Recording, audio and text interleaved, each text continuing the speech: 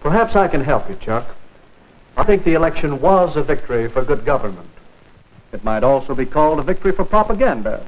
But that would have been equally true if our opponent had won. But how can you study it? Well, you can begin by investigating the techniques of propaganda. Here, I've listed some of the main ones. Glittering generalities? What is a glittering generality? That headline you were quoting, a victory for good government. Good government is a phrase we use many times during the campaign. We said the mayor stood for good government and promised good government. But it's true, isn't it? What's true? What does good government mean? Is the mayor's idea of good government the same as yours? I see. It's a glittering generality. One of the best. There's another. Yes. And why do you suppose our opponents chose that phrase? I guess because everybody likes a real American. Right. And they wanted to transfer that liking for a real American to Mr. Butler.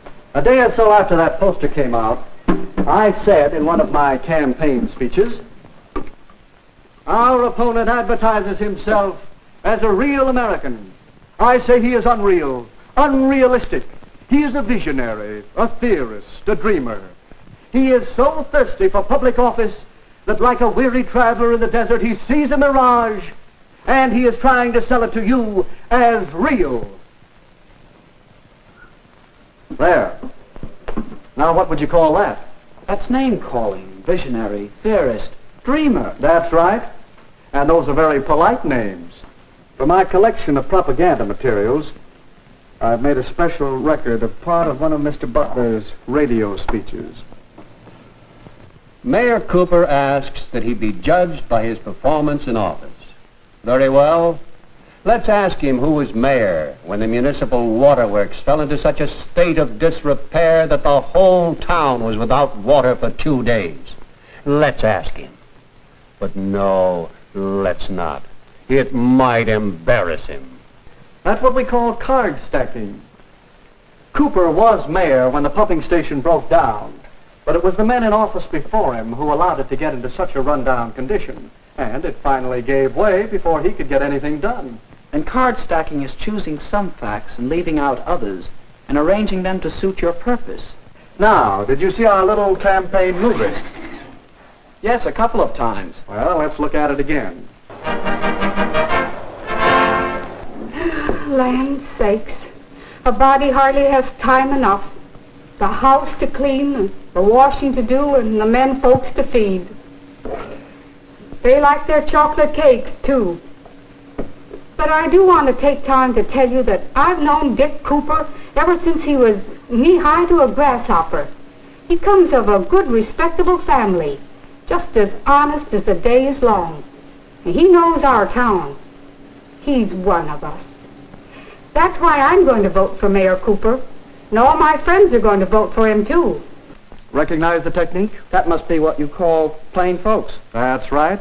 You'll find many versions of the appeal based on the common man, the man on the street, log cabin to president. Now let's look at the rest of the movie. Yes, Mrs. Hamline is voting for Mayor Cooper. Her friends are voting for Mayor Cooper. Your friends are voting for Mayor Cooper. The people know what they want, and what they want is Mayor Cooper. Don't you be left behind. Get on board the Victory Special. Vote for Mayor Cooper and ride with him to victory. That ending's easy to spot. It's the bandwagon. Yes, the propaganda we've been talking about is easy to detect. But a great deal of propaganda is much more hidden, much harder to detect. That's what's bothering me. Even in a small local election, there's so much propaganda. That poster, a real American, it uses a transferred device. Does that mean it isn't true? Not necessarily. Evaluating propaganda isn't that simple. Recognizing the technique is one step. Another step is to know the purpose. What is the purpose here? That's easy. To get people to vote for Butler. Yes, to persuade people that Butler is the better man, to move them to vote for him. In short, to sell Mr. Butler to the voters. You'll find that the purpose of most propaganda is to persuade people to believe something, to do something, or to buy something. All right. But it still doesn't answer my question. No. Your next step, and it's a big one, is to get the facts. Well, is he a real American? Howard Butler was born in this country. He obeys its laws. He's a good citizen. Yes, he is a real American. The same can be said for Richard Cooper. So ask yourself whether the facts support the purpose.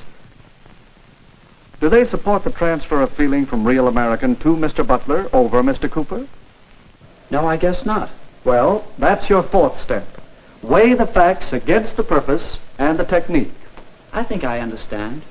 To know whether propaganda is good or not, whether it's true or not, I should know the purpose, recognize the technique, get the facts, and judge the purpose and technique by the facts. But when you want the facts about live political battle, don't come to a campaign manager. I might do it at that. But I will also go and see your opposition. Well, that's all right.